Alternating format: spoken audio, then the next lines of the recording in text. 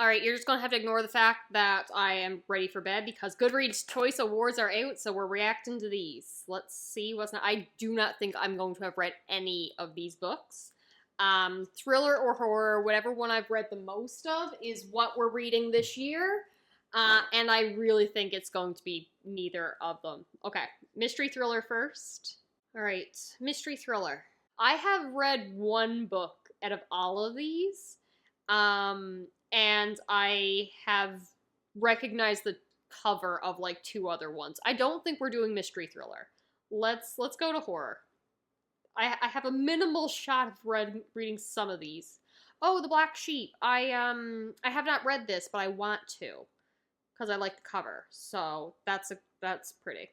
Her Little Flowers. I like the title. My Darling Girl. Okay, How to Sell a Haunted House. I have at least read one. The September House is extremely popular. I do need to read that. Lone Woman. Mr. Magic. I own that. I hate that hated that author's last book. Why I bought her second one, I don't know, but I own it. The House with Good Bones. I have been putting off reading that one, and I've been meaning to. Vampires of El Norat? I don't know. Silver Nitrate. I've heard of these. I've heard of these books. Our Share of Night. I own that one. I'm going to be reading it soon anyway. The Monstrilio. I've been meaning to read that one. Can't pronounce it. I like the cover of that one. Dead 11. Holly. I've been meaning to read. I'm not reading Don't Fear the Reaper. I don't care if it makes the top 10. I'm not reading it. Oh, Rouge. I got two. There are two books on this list that I have read. Becoming the Boogeyman is a sequel to a book I've already read, so I might as well read that. Reformatory, Sisters of the Lost Nation. Natural Beauty. I kind of want to read that. So we have two out of all these. I will now organize this by most read, and we will be seeing which book I'm going to be starting. Obviously, it's going to be Holly. We know Stephen King is probably going to win this, or at least be second place. It's going to make the top 10, so we're reading Holly. Alright, so it looks like How to Sell a Haunted House leaps and bounds the most popular with over 73,000 ratings. So I've already read the most popular. So I've probably read the winner. Check. After that is Holly by Stephen King. I can start that tomorrow. Then Our Share of Night. Again, I have the physical book and the audiobook. A House with Good Bones. I feel like that's a short book. Only 247 pages, so that's good. Lone Woman is next. Top 4 I can read easily. September House. That one's going to be really popular. I might have to read that one first. Or not first, but sooner rather than later. Silver Nitrate is after that. Vampires of El Norte? Elnor? I don't know what that place is. And then we're getting into under 10,000. So Mr. Magic, I really don't think that's going to make the top list. Don't Fear the Reaper. Again, I'm not reading it. I did not finish the first book. I'm not reading the sequel. Rouge, already read. Natural Beauty. I might read that regardless. I like the idea of the beauty industry. Black Sheep. Damn, I really want to read that. It's only got 5,000 ratings, though. It's not really popular. Dead 11. I like that cover. I want to read that one, but it's really low. Less than 5,000 ratings. Monstrilio. Again, I kind of want to read that. My Darling Girl. Nothing stands out about this book. That's the most boring cover to me. I've never heard of this. Don't know. Sisters of Lost Nations. I mean, the cover's cool, but it's only 3,000 ratings, so I doubt it's going to make it. Becoming the Boogeyman. I didn't overly like the first book, so I'm not all that interested in reading the sequel. Reformatory, never heard of it, and it's only got 500 ratings, so unlikely to make the list. Maven, if you could not knock over the camera, that'd be great. And last, Her Little Flowers. Okay, that one actually should have been higher because it's at 1,000 ratings. This might be doable, but I have not read very many on this list to try to get through the top 10, so I will cut away and hopefully I have started one of the books the next time you see me. Alright, so of the 20, I think, books that have been nominated for the Goodreads Choice Award, I have read two. Rouge and How to Sell a Haunted House. So Rouge was one of my most anticipated books of the year and sadly was a little bit of a flop for me. I adore Mona Awad's writing. Like, this woman could write literally anything, and I will write it. I will read it for her, the prose alone. I just love how she describes things, and I'm waiting for her to choose a plot that just hooks me, because I loved All's Well by her, the examination of pain and chronic pain specifically, and then tie that in with Shakespeare elements. It was great, but then the ending got a little too weird for me. I wasn't sure what the hell was going on. I liked the beginning of Bunny, and then again, it didn't examine aspects that were brought up to the extent I wanted. So when she wrote one about the beauty industry in Rouge, I was looking forward to that, very much so, because it seemed like something, an interesting concept. So we have the main character who has just lost her mother. She has obsession with the beauty industry, specifically skincare and looking young, and we're diving into the ideas of maybe immortality and stuff like that.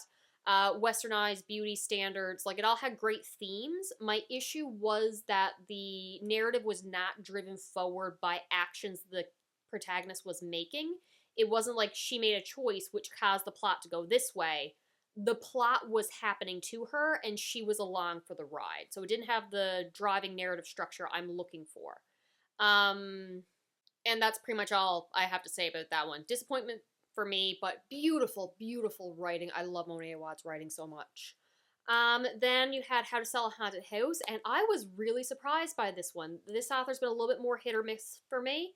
And I really love the characters. I love the depth we explored them in. You have the examination and grief. One of my favorite things was each chapter is broken down into one of the stages of grief, denial, anger, acceptance, yada yada, all of them straight through.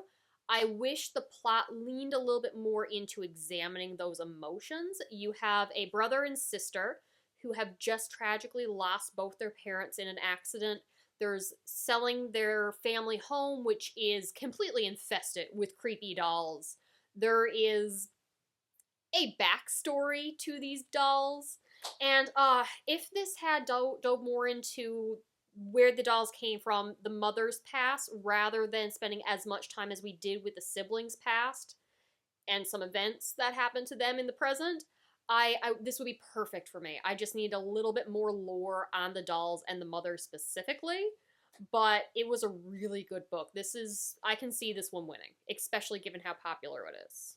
So I am obviously going to read Holly next, because Stephen King. I mean, if he's not first place, he will be second, so I know he's making the top 10. And then we shall see where I go from there. I have this, is it called This House Has Good Bones or something like that? On Scribd, so I'll probably pick that one up. I'm going to my cousin's to see the new baby, which is not a new baby now, almost 2. But I'll be taking the train out, so plenty of time to read there. I have not heard the greatest things about This House Has Good Bones, whatever it's called. So hopefully I like it. We'll see what happens. I've only read one book, I think, by this author, T.K. Fisher, I believe. Check in once I've read those. Alright, I need an apology from whoever told me that A House with Good Bones was not a good book. That was disappointing to them. I don't know what review I read that said that, but this was a delight. So I started Holly by Stephen King, and then went on the train. It's Stephen King. It doesn't always click. So I switched to A House with Good Bones. And it, delight. The main character is hilarious. She's an entomologist, so there's a lot of bug references. And apparently, was it a centipede that derails trains in Japan?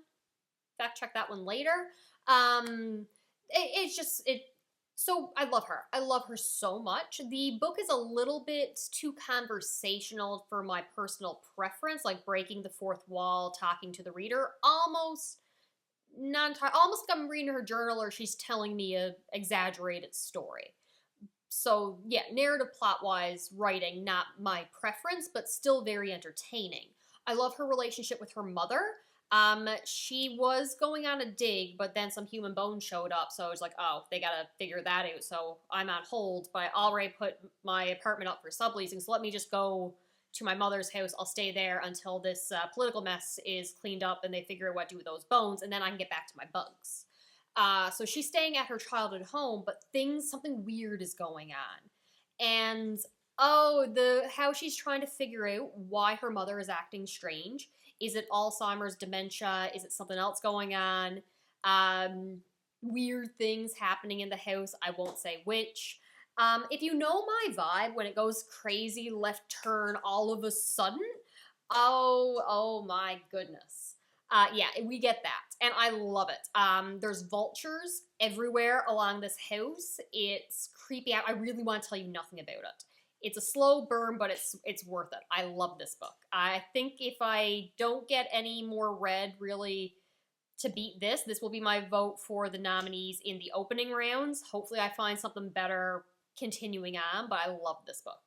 Holly is a different story. I finished that when I got back from my cousins, and I haven't really read much of her series, so the only experience I have with this character would be previously the short stories If It Bleeds. And I don't dislike her. I like her more in this book, but this was slow. Like, very slow start. And I like the villains of this book. You know who they are from the very beginning.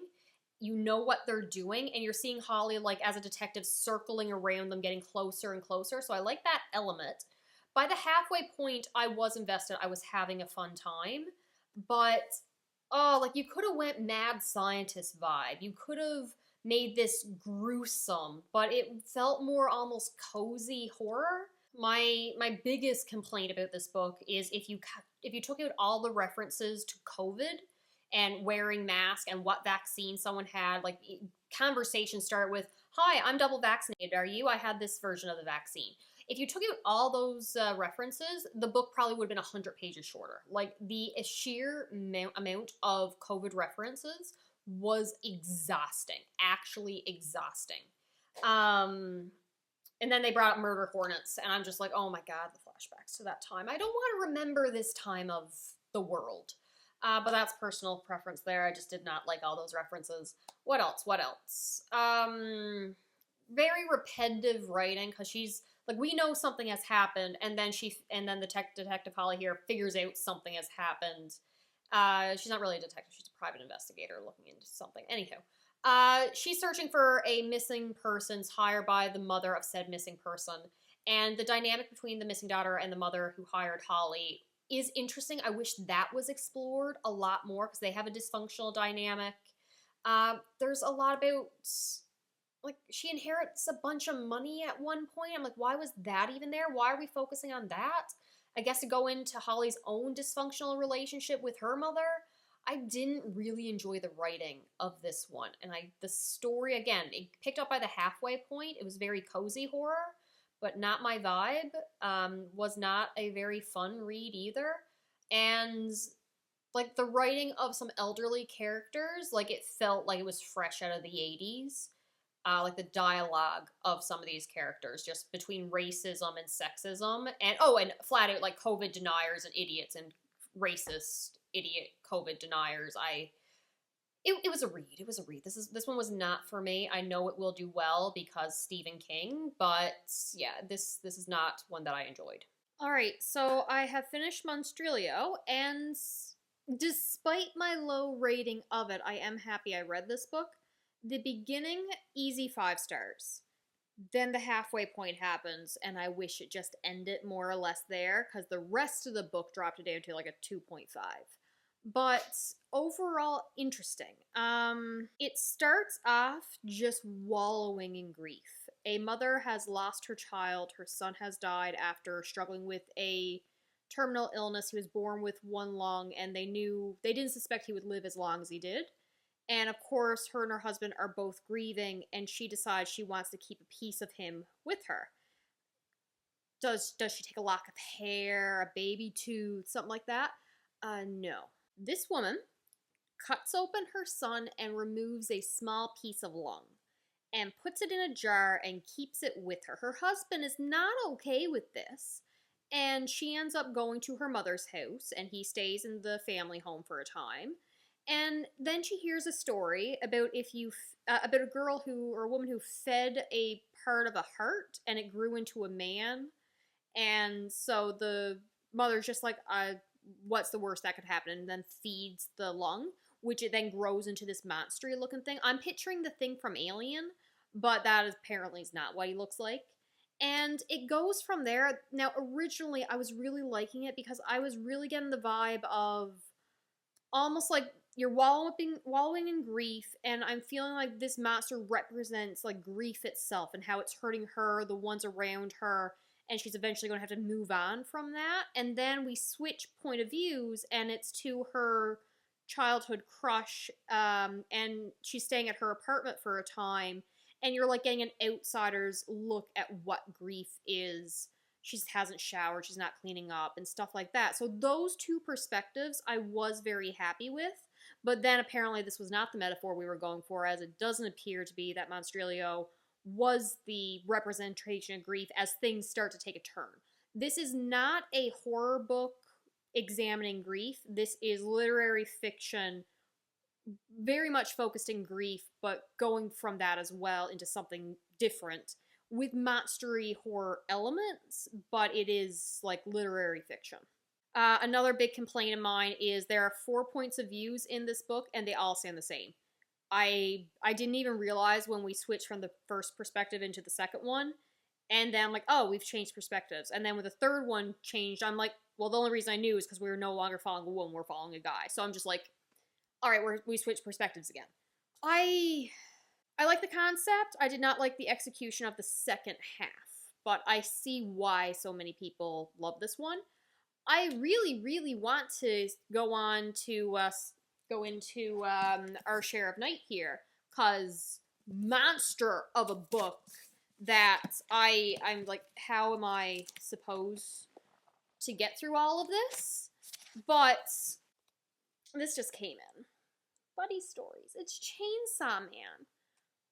They have light novels. Did you know that Chainsaw Man had light novels? So I really need to start this one, but I might just have to read a little tiny bit of this one first. So I will check in probably when the short list is announced, just because I think that's now, if not tomorrow, the next day. All right, I'll check in with that.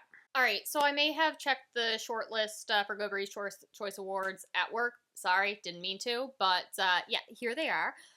If you'll notice something, Monstrilio is not on the list. So I spent a day, maybe day and a half, reading that book, and it did not make the list, which is disappointing because I probably won't make it to reading the full top 10 for this video, but it's okay because I realized this author is one that I have completely sworn off after reading, what was it, The House on the Hill or something? I don't remember the name of the book, but I hated every second of reading it, and I swore off this author.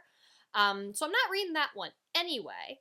And I'm also planning to do Victor Lavelle, like a full, however long, probably going to take me a couple weeks to a month to read their books and backlist, because a couple of them I'm interested in.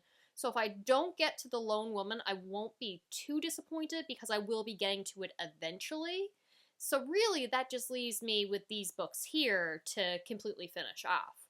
So which might be doable in the next couple days. Hopefully so. So I have continued on with Our Share of Night. Let me grab that. All right. Again, gorgeous, gorgeous books. So beautiful. I'm not used to reading ones that are this thick. Like, this is... I've only made a dent in it so far, and I feel like I've been reading forever. Enjoying it for more or less, but we are definitely in the setup phase. Witches, which I did say I was looking for a good witch book. But there is no way in hell that I can just sit down and read this book straight through like I can with most books. It is dense. Just the amount of information and characters and plot. Like, I need my full attention to be on this at all times. This isn't a casual read. So at the same time, when I need a little bit of a lighter reading and I can only, I don't want to say half pay attention because I am paying attention, but I can do other things while listening to an audiobook, we're doing The September House. I've heard great things and I have started this. I'm adoring the writing. I'm not very far into it yet. It's just this, so husband and wife have bought a haunted house, and the wife is just so flippant about everything. Oh, the walls are bleeding. Oh, the demon children are running around. No, they're not demon children. The ghost children, disfigured ones, are running around. Oh, there's a demon in the basement. Oh, my husband's missing. He probably just couldn't hack it in a haunted house. I'm having a lot of fun with this one. The writing is so it's just flat out humorous and it's lovely. I'm having such a fun time. All right, the September House. It was close. It was tied between this one and A House with Good Bones, but I think the September House is my favorite so far. Oh, I adore it. I don't want to say why I love it at risk of spoilers. So it's funny, it's entertaining.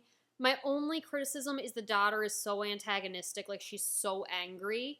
And I'm just like, stop yelling at your mother. The entire time, I'm like, do not speak to your mother this way. Skip ahead if you want to go in completely blind. Personally, I don't think it's too big a deal. It's more of a theme that is present very early on rather than something near the end or anything else. But if you do want to go in completely blind, skip ahead to the next timestamp. So a very present theme is the idea of abuse. The protagonist, she was married or is married to a man who was an alcoholic. He's been sober for a couple of years now. The relationship has been good, but he used to be an alcoholic, physically abusive, mentally, emotionally, all kinds of abuse there. And it goes into how she was trying to protect her daughter, as well as the idea that this house is like living in an abusive relationship. There are certain rules she has to follow. She can't light the fireplace. She must avoid doing this. She can't anger this ghost. And it's just like, I can survive this. I can live in this. I will be happy, but I must follow the rules. And she doesn't see that you shouldn't have to live like that. And I am so impressed with that idea being brought through in a haunted house story. I love it. I love it so much. And it goes through there, and then later on, and this spoiler free, the ending of the book, I'm going, God, I wish we had stuck with something else. I'm not a fan of this. And then the author is just like, I know what you're thinking. I know you're thinking that you wish we stuck with this. You're not a fan of that. I got you. Trust me. And this book is just completely my vibe. You know my vibe? This is my vibe. I love this book so much. Flawless. Okay, not flawless. Again, daughter should not speak to her mother like this. I'm very upset. The daughter. How dare you speak to this lovely woman the way you've been speaking to her? But other than that, I love it. No notes. The only thing I like more about The House with Good Bones is the fact that the mother-daughter relationship was filled with obvious love, where this is, we have some issues. But very much enjoyed this book. This is my #1 ranking of the Goodreads Choice Awards so far. We are making progress in our share of nights, so I don't like it so far. I really don't. I'm not one for following someone's entire life in excruciating detail from like childhood to into adulthood and all that. Like, just I like more snippets of time, maybe some flashbacks, but it's hard to say. There's one exception. I did like The Vanishing Half. My heart and soul belongs to that book, and it is following multiple generations for all their lives. But I don't know, I gotta really love the characters to like this kind of book where we're with these people for so long. Still liking the witch element of things, or the sorcery element. There's some dark stuff that's happening. The father-son relationship is, bordering on, not even bordering, it is abusive, but there's still love there and protection. They want to protect each other. Right now the father's sick again, but we gotta see what the cult's got going on. I really don't know what's going to happen with this story yet. Alright, so I also cannot just sit down and read Our Share of Night straight through. It's not holding my attention. I need an audiobook to go with this. So now that I finished September House, I'm going to be reading Vampires of El Norte, however it's pronounced. I literally just download the audiobook. I don't know really what's about yet. So check in later for that one too. Alright, Goodreads Awards final round of voting is now completed. Technically, I think it completed yesterday. Today's the 4th. I spent the past 4 hours getting stabbed a bunch of times for my tattoo appointment, so I was not reading during that. And I still have like 3 books left to finish before the winner is announced on the 7th. So I have like 3 days to finish off like 3 books. So I am I'm close to halfway through Our Share of Night. I have not started Silver Nitrate. I keep forgetting the name of this one. And I'm about 40% through Vampires of El Norte, which does not have as many vampires in it as I would expect. Can I finish these 3 before the final is announced on the 7th? I doubt it, but I will try my best. So that's all I got. I will check in later once I've actually completed the book. All right, it's December 6th. I got 2 books left to read, and I wanted to have this done by December 7th. So we're not looking good, especially because I'm working till like 7 o'clock tonight. Probably won't get out till 8. All the fun. So before I go to work, I have finished Vampires of El Norte, and I didn't, the reason I hadn't read this book already is because I didn't think it was my vibe. I liked the idea of the setting, I liked the idea of vampires, but when I read the synopsis about a woman and I think going off to war is probably explained in the synopsis, as well as like a lost love kind of thing. I'm like, this is leaning a little bit more romance heavy vibe by the synopsis and the cover. I don't think it's for me, so I didn't pick it up. If it wasn't on the Goodreads Choice Awards, I would have made a good decision, because this is not for me. I did not really enjoy this. There's a lot, it hinged on like a miscommunication trope. It is very romance focused. I didn't dislike either of the main characters, but at the same time, I don't really like their internal monologues a lot. The vampires are the smallest subplot ever. It's mostly her trying to convince her father that she is worth something more than someone to be sold off for an alliance. And she really wants to marry this guy, and this guy wants her to stand up to her father, and she can't because of social pressure and how she's been raised and how she lives. She just can't say no to him, so she has to do what he says and not stand up for this guy. And it's not my vibe. It's just not my vibe. I do like the type of vampires that show up in this book, how they're described. They're just like monster vampires, but there's a little bit more to them as well. But at the same time, like, plot device allows us to get out away from the vampires. I don't like how we rush after war to prove our worth, learn about the vampires, and then it's like, oh, I must make the sacrifice to return home, so I can't prove to my father that I'm worth anything to have my own life. He'll just marry me off because I ran away. But I have to run back home because there's going to be vampires there and I have to protect my family. Not my vibe. Just not my vibe.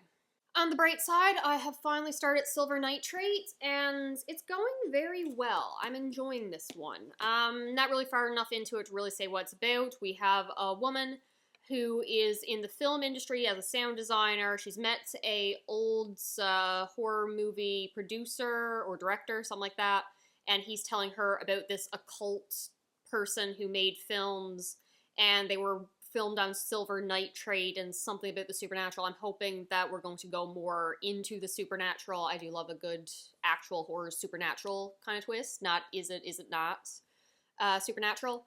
And the only thing I don't like is I almost feel like she's taken advantage of this guy, because she wants to sell the story to another TV show, the kind that like reports on UFOs and weird paranormal stuff, because she needs money because her job is terrible and she's not respected at work. I don't like the idea of feeling like someone is taking advantage of someone else. Maybe she's not. She's just getting more information. She hasn't brought their idea of selling the story and doing interviews with this producer guy to the other company yet.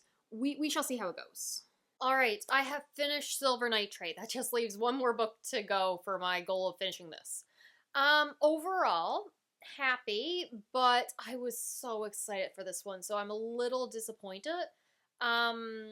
It had so many things that I figured would be my vibe. Old Hollywood, old horror movies, like the character loves old horror movies, and you're learning a bit like a cursed film and cults kind of going on.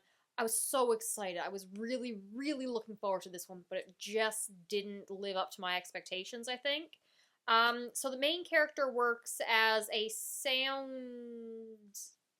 engineer, sound producer, sound technician. I'm not quite sure the title of her name right now, or the title of her job right now, but she works with editing and certain sound editing for movies. And she is not obsessed, but she has a very strong passion for horror movies specifically, and a love of the old horror movies. They also give a shout out to The Blob. They say like the Blob remake, so I'm hoping that's I think it's the 1988 one is the one I seen. My favorite horror classic. Like I love The Thing with all my heart and soul. Got a poster for The Thing over there. I love The Blob so much. I love it. So they just a single line just shouting that movie out, and I'm just like, I love it so much. Anyhow, her best friend, who she may or may not be in love with, there's a whole will they, won't they thing going on, but this is not a romance. It's just a very small subplot. So her best friend has moved into a new apartment building who is neighbors with this old director, who may have worked on this cursed film with a former possible Nazi, possible cult member, possible warlock, who knows. And the movie had not been published. It was scrapped for many reasons, one specific reason that you'll learn throughout the book. And they want to recreate it, finish it, complete a link, and there's this talk about silver nitrate that the movies used to be filmed on, and the creation of a film in itself is a spell. You have the formation, you have the people actors, you have dubbing of lines, you have an audience, and how everything's connected. And again, the silver nitrate, silver and mirrors, silver, and it's just an important factor to be using. And the whole history of why it was used, the arcane, it talks about different occult members in real life, like Aleister Crowley. I may only know that name from Supernatural, but that's besides the point. I've now added some of his books, or at least biographies about him, to my TBR. Don't judge me for that. I like the idea of the occult. I just wanted something more, because I was never bored when I was reading this, but I was never surprised either. I had the same criticism for, like, the assistant to the villain. So it was like, we started off here for...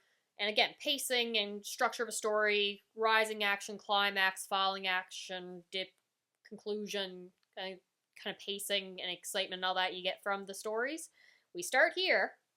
I'm invested. Yep. Some cool things are happening. Yep. Still invested. Yep. Cool. Yep. Yep. Oh, cool ending. Oh, yep.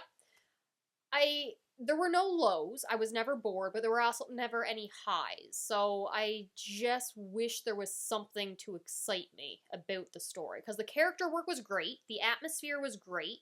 Just what was happening with the plot. It was really dialogue heavy, definitely character focused. I got no complaints with that. But I can't really give this any more than a 3, or 3.5. I don't like giving 3, so if I enjoyed it, probably should give 3.5. But I'm almost tempted to give it a 2.5, because I just was not excited about anything. I'm a little disappointed. My expectations might have been a little high for this one, so I'm really sad that this one wasn't for me. But anyhow, I'm going to now finish Our Share of Night. Hopefully I can finish this soon. It is sadly the 7th. I'm probably not going to finish it now that the winners are announced. I haven't looked at them yet, but it's 2 options. It's either going to be Stephen King or it's going to be How to Sell a Haunted House. I know it's going to be one of those two is going to be the winner. But I will hold off until tomorrow when I've read the final book before I check. Alright, check in when I finished Our Share of Night. It is long, I'm enjoying it, but my god, it's so long. Alright, so I have finally finished Our Share of Night. And at this point, I don't know if I actually enjoyed this book or if it was Stockholm Syndrome. Maybe both. But I'm done it. I have many thoughts, mostly centered around the fact that we spent so much time with these characters. I mean, decades. We're following multiple characters over generations, and huge lapses in times between what we're covering. And we're just with them for so long, from childhood to a young adult, or just from childhood until death. Like, I feel like I know these characters extremely well. The dynamic between them, between interpersonal relationships, their goals and motives and what they want to, like the trauma they've gone through. So much time with these characters. And then the ending is just so abrupt. It's just like, and we're done. And I'm like, are you kidding me? We just spent decades with these characters in every minute little detail of their life, and all building to the final climax, and then it's just, and we're done. We're not going to expand anything here. We're not going to drag this out. We're done. I'm like, why'd we drag out the rest? This is just a little long for me. I almost wish that this was broken up into like multiple books. I feel like this could have been 3 separate stories. Not stories. 3 separate books. Like a nice trilogy to wrap everything up. And it would just feel more complete to me. That being said, I adored this story. 4 stars. Easy. Examinations of grief, colonialism, tragedy, messed up family dynamics, abuse but love, and both, and the family dynamics in this, like the abuse that the son went through by the hands of his father, but how the father has sacrificed everything to protect him, and this is the only way he knows how, but it's still abuse, which led to trauma, which led to grief and mourning someone that you feared but loved. My favorite chapter actually 2 of my favorite parts of these books were from the mother's points of view, and another one from like a reporter. Their chapter was very brief, but I love both those sections specifically. I love so many elements of this book. The magic that they use, more of a softer magic. You don't get all the answers, but it's dark, and I love that. I love how dark it went. Examinations of privilege and taking advantage of others, but yeah, mostly trauma and grief. Overall, so happy I read this. Is it bad that my complaints are, it was too long, yet I want it more? I'm weird, okay? I'm just very weird. So very happy for that. Now we're going to check out the winners of the Goodreads Choice Awards. So it is December 9th. I am a couple days late.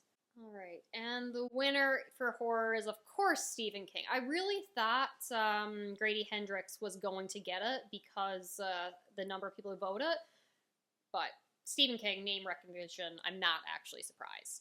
So my vote was for House with Good Bones back when I voted for the initial round. I didn't vote in the final round because I didn't have enough of them read. Vampires of El Norte, higher than I expected, but it had that romance element which would draw other people in who don't normally read horror, and it was just generally a good book for what it was, just not enough vampires for me. Rouge, I'm happy that one's as high. I did not read My Darling Girl. I will not be reading it. The September House, I'm surprised that one's so low. The only reason I can think is just polarizing opinions for the humor comedy doesn't always land with everybody. That's probably why. Silver Nitrate's good. I'm surprised Our Share of Night is so low. Like, was a popular book this year. Lone Woman I'll read later. Okay, that's the end of what I've read. Yeah, no genuine surprises. If I had to put it in my order, September House and House with Good Bones are, like, tied. For my love of haunted houses, they both have haunted houses, though. I like the humor more, but that being said, the daughter was frustrating in September House. I want to give September House the edge, but I don't know if I can, so TK Fisher might... They're tied. They're tied. I love them so much in equal amounts, and I love different elements of both of them more. I can't choose. I will not choose. They're tied. After that, probably Our Share of Night would be my next favorite. It's iffy, but maybe. I think so. Again, might be Stockholm Syndrome, but I've been with this book for so long. I went on a journey with these characters. I feel that's going to be number 3. Silver Nitrate would be 4. How to Sell a Haunted House would be 5. Rouge would be 6.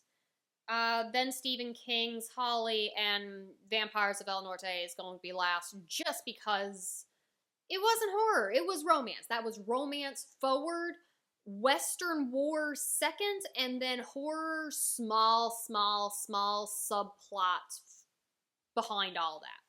I'm very happy with all the books this year. There were none that I despised. A couple I did give low ratings just because they weren't my vibe, but they were still good books in terms of they executed what they were trying to do.